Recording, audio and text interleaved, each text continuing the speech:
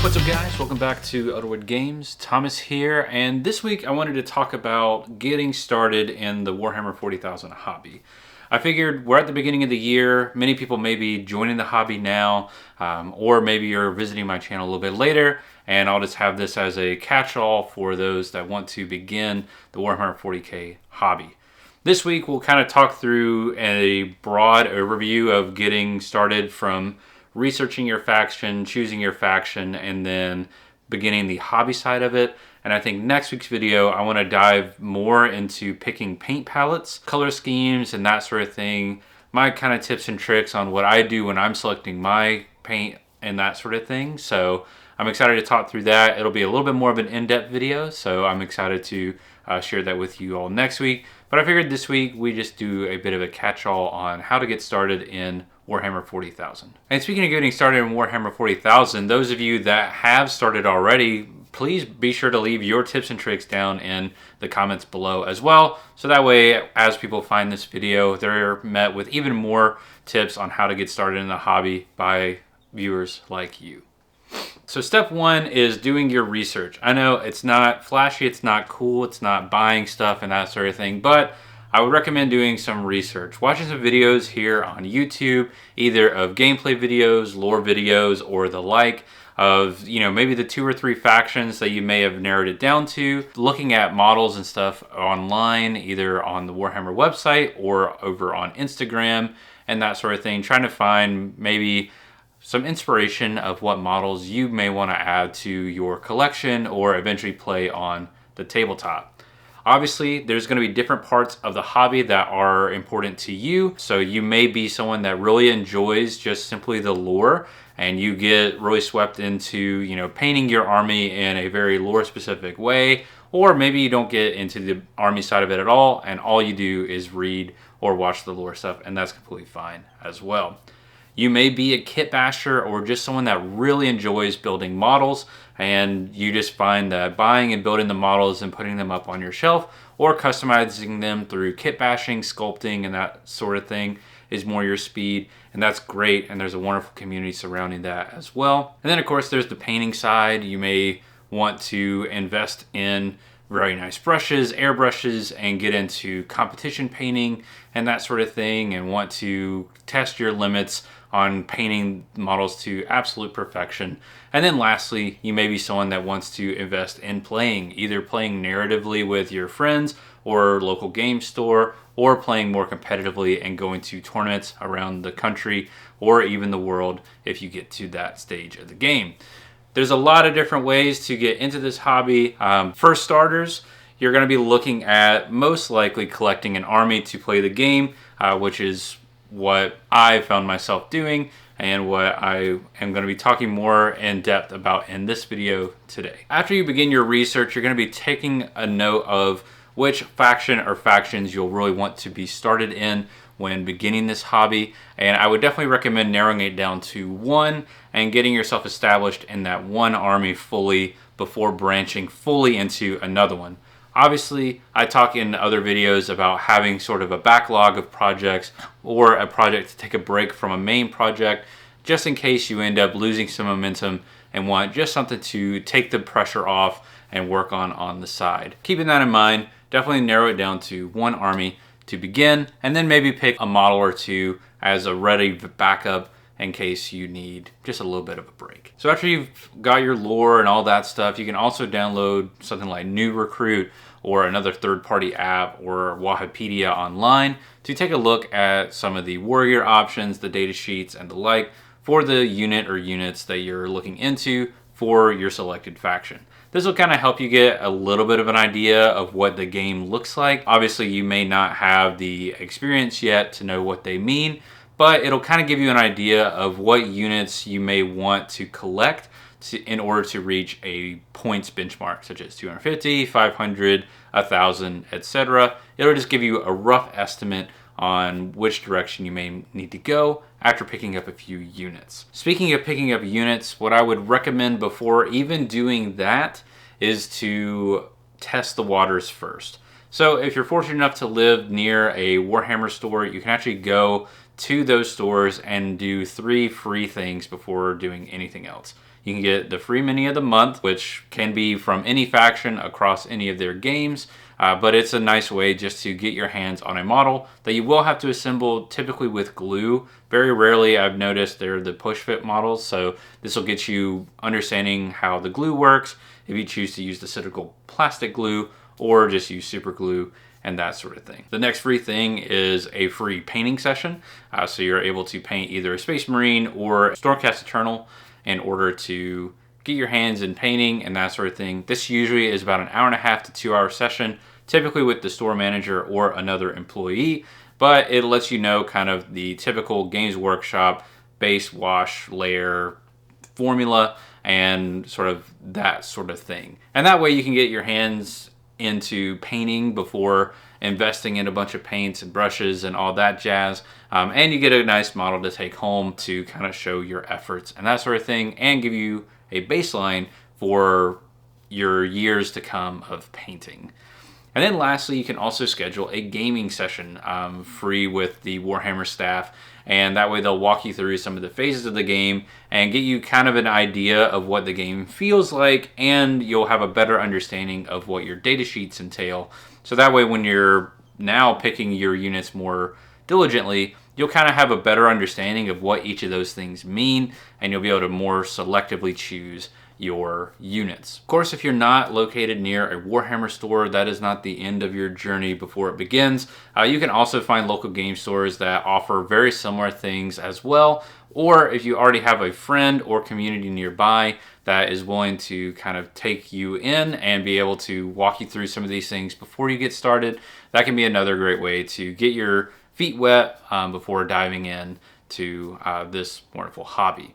So keep that in mind before, buying all the stuff and getting all the stuff and everything. I would recommend maybe taking it slow, build your first model, paint your first model, play a little skirmish version of 40k before really diving in head first, just because it can be a very complicated game as well as a very complicated hobby. And I would hate for you to find out that after purchasing so much and end up losing a lot return on investment wise. Step 3 is the fun stuff. This is where you get to buy your first things. I personally recommend buying the codex first. This will basically unlock the app and everything, and you'll have full access to your faction's rules. You'll be able to have a pretty extensive lore explanation in the front of the codex, as well as all the units and everything in glorious painted detail to the heavy metal style of Games Workshop. So you'll be able to see some beautifully painted models as well while you're perusing through all the different modules that are within the codex. However, you don't have to, like I've said in previous videos,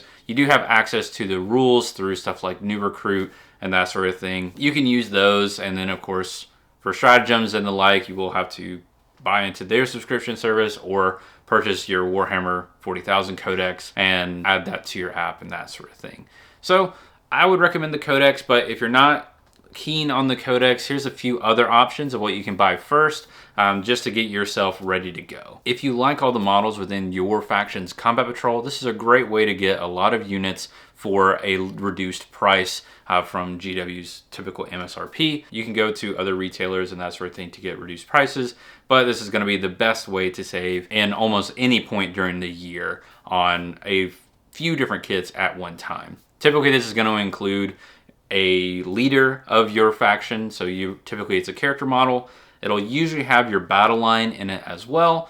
Usually 1 or 2 elite infantry and perhaps a vehicle. This gives you a little bit of a well-rounded approach to your army, so that way you understand some differences in what is available to you and the units that you can choose from, and usually is focused in a way that will let you tie into one or more of the detachments that will be available to you with your codex. Now, a combat patrol is a lot to take in at one time. Typically, it's between 4 to 6 units. A battle line unit is typically 10 models, maybe 5 to 10. And then you'll have your leader, you'll have an elite unit, which is usually 3 to 5 models, and then a vehicle, which may be pretty big or medium size, just depending which faction you go with.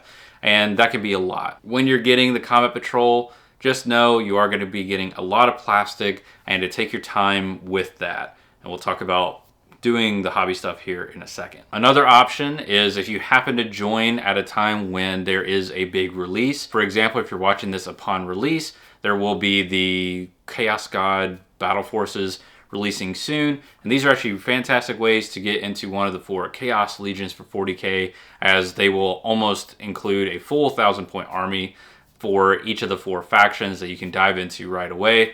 Keep in mind though that this is going to be more plastic than the Combat Patrol, but on the flip side, it is basically going to be your starter army right out of the box. Keep that in mind as well. You might just have to get a unit or 2 on top of it to finish it out. Battle Force boxes are a great way to get a collection going immediately. If not, it's also going to put a lot into your pile of motivation and that sort of thing. So keep that in mind as well. You don't want to overwhelm yourself right from the get-go. I would recommend getting the Combat Patrol or just getting a battle line box. Getting a box of your battle line unit will get you between 5 and 10 miniatures that will be able to kickstart your collection. You'll be able to quickly build those, get a grasp on what your army is like to build, and then when you move into the hobby side of it, you'll be able to narrow down your look for the rest of your forces, and then that way, very low initial investment. So that's the buying phase. You know, definitely get your codex, get a battle line unit if you want just a single kit to kick things off. If you like all the stuff in your Combat Patrol, definitely look into that because it's just a great value way to get more units in a single purchase. Or if you really luck out and the unit or the faction that you're looking into has a Battle Force box that is releasing or recently released that you can still get your hands on, that's a way to get a very large force in one single go. And sometimes those boxes can include your 1,000-point list out of the box. Next, in step 4 is the hobbying part of the hobby. Is basically you now have your first unit, your first box of miniatures, and you're ready to go. So you may have already gone to your Warhammer store or local game store, built a model or 2, maybe painted something. You've gotten an idea of what you like about the hobby and that you now understand like this is something that you want to move forward with and do more of. So what you're going to do is you're going to crack those boxes open. You're going to build them based on the war gear options within your codex. You can do a couple ways, right? So you can do WYSIWYG like I talked about last week, which is what you see is what you get. This will basically mean that your units will directly reflect what they will be read out on your data sheet. This is handy because when you have a mixed tactic unit that has multiple different weapons, you'll be able to quickly identify which models have those to determine lines of sights and which ones are remaining after they're removed, such as that. Another option is just to build the way that you want to build them and then tailor the list accordingly. Keeping in mind that if you do end up having mixed units within there, you need to figure out some way to mark them for you and your opponent. So that way you each understand that certain models have different loadouts, and as they are removed, those loadouts are no longer an option. That's the more important thing, is to make sure that you know and you are able to tell your opponent which models do what. So that way when you pull those models, you're not unintentionally cheating by having removed, say, the crack missile profile from one of your intercessors and then try and use that at a later time, because then your opponent is going to be able to say, no, the model that had this thing on it you said was the crack missile profile at the beginning, so that one is no longer there. You cannot use that profile, and you as a good opponent need to understand that that is what you said and then do that. If it's not what you said, get a judge involved, and that's their deal. You know, whether you go WYSIWYG or building the way that you want, you need to clearly be able to provide to your opponent which models do what, so that way you both can have a good playing session. So you've built your models the way that you like, and you are excited to paint them. I'm going to talk about in next week's video more in depth on how to choose your scheme and different ways to find inspiration and all that jazz. So keep in mind that this portion is basically taking into account that you've chosen your paint scheme. Perhaps if you're Space Marines, you've chosen the Salamanders scheme to paint, or you've chosen the Ultramarines. Maybe as the Tyranids, you've chosen to paint based on the Leviathan paint scheme, something along those lines, and you've got it started. But if you haven't figured that out yet, one nice way is, since all these options that we provided before in the buy step will include battle line units. So battle line are typically smaller. There's 10 models within there, and you can easily paint multiple in different schemes, so that way you get an idea of which ones you like, which ones you don't like, and it's fairly easy to clean them up and repaint them into the scheme that you would like, just so that way you can get your hands dirty and figure out the scheme that you want to carry into the rest of your army. One thing that you can learn from me is that doing this is going to allow you to make the mistakes early and be able to choose the scheme that you feel is going to be most fun and most indicative of what you want your army to look like in the future. If I were to do it over again, I would choose a slightly easier paint scheme for my Tyranids, just because I didn't really take into account how many models I would be painting. And while I chose a scheme that I'm very proud of and I really do like, the amount of effort that it takes is very difficult when I'm looking at swarms and swarms of bugs. So keep that in mind as well if you're looking at a horde army such as Tyranids or Guard or even Eldari or Drukhari. Those will have a lot of details, and if you choose to paint your initial ones in a way that is very detail oriented, you'll want to carry that through so that way your army feels very cohesive. Thinking about that and thinking about, ways that you can simplify your scheme early by testing on your battle line, that initial box that you buy, is going to pay out dividends over time as you collect more and more. And of course, after you paint up your combat patrol, if that's what you did, or your battle force box, you now have quite a few units to be able to take to your local game store, which will lead me into step 5. Step 5 is finding a community. I've talked about this in videos before about how important it is to find a community that you are able to play with, because let's face it, right? This is a game. These are meant to be played on a tabletop in most regards of the hobby. In some ways, maybe you are just going to be a painter and you want to have a beautiful army to put on display, maybe for something like Armies on Parade, and you never really intend to play with them, which is completely fine. But I feel like most of us here are into more of the gaming space and want to get these minis onto the table and play with our friends. The best way to do that is getting involved in a local group. I'm fortunate enough that my Warhammer store locally has a great bunch of guys that like more of a casual style of game, and we're able to play casual games, narrative games, or even more competitive games on RIP and just have a great time. Your local game store might have a slightly different community, and it may be tailored more for narrative or competitive or other versions of play. One thing that you can do is just go and see, go out and meet up with some people, talk to some of the people that are hanging out near the Warhammer section, or maybe are working on models or playing games at your local store, and talk with them about when they meet up and play, and explain to them, hey, I'm just getting into it.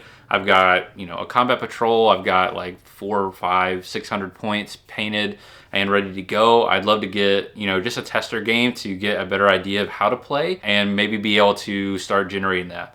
And believe me when I tell you this, I'm an introverted person, so I understand if you are, that this can be very daunting.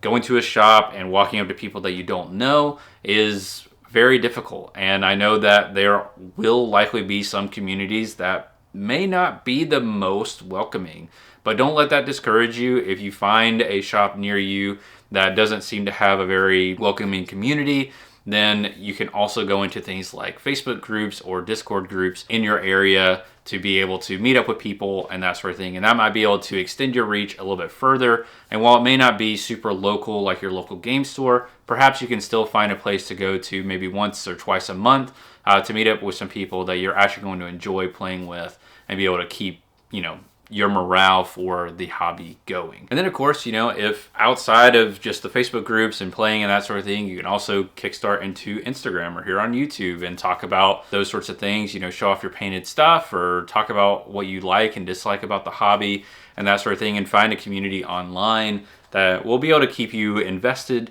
And then hopefully you'll be able to find other like-minded people in your area that you'll be able to meet up and play with as well. Because obviously, we want to keep local game stores and stuff in mind. I know that I personally support more of a corporate store, but I do have other things that I purchase from local game stores because I do believe that they are very important for us as hobbyists, because we do need places to go, and we do need places to play, and those are the best way for us, at least here in America. I know that across the pond in Britain, there are gaming clubs and stuff like that, which sound really cool, and I wish we had that here. But here it's basically like our game stores are our gaming clubs. Typically they have like the tables and everything for us to go and play at free of charge. But you know, it's one of those like niceties where you only go and play if you're also purchasing from the store. You know, it's kind of like it is a bit more consumery, but anyway, won't get on to that too much further. But step 5 is to find a community, whether that's your local game store, using Facebook groups to find local groups to play at, or maybe even venturing a little bit further out of your circle than you may like to find people that you enjoy playing with is an ultimate goal in this hobby. Those are mainly my 5 steps on getting started in the hobby. Like I said, I plan on next week's video covering paint palettes and choosing your paint schemes for your army, and we'll get into more of a deep dive of how to choose that. So tips and tricks from an artist background on how to make even a very basic scheme look even better, more cohesive, and more effective for you. And some tips and tricks that I've found along my journey on how to make paint schemes just feel better, be easier, and be more fun overall. I hope to see you guys in that next video, but thank you so much for watching this one, and I will see you all